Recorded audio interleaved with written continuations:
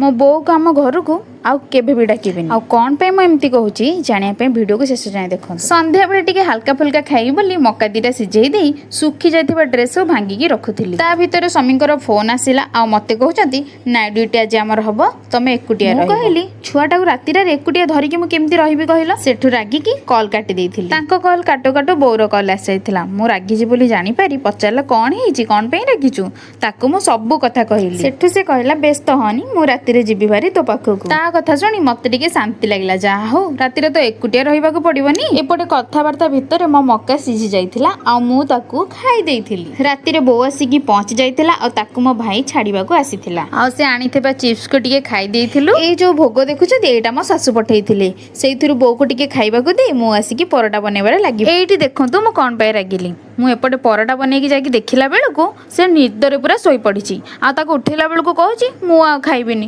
कोन कहबा कहले एनी कथा होतला एनी सोई पड़ला। पुनी एते बड़ रातीरा न खाइ की सोइले कोन हबो। ताको उठे की परोटा को खीर खाइबा को देई देथिली। परोटा हो कि रुटी हो ता सହିତ खीर टिके हेले तार भारी मजा। ताको खाइबा को दे मु भी खाइ नै लाओ। एइठो आपण मानकठो विदाय नेली रहिली। जय जगन्नाथ।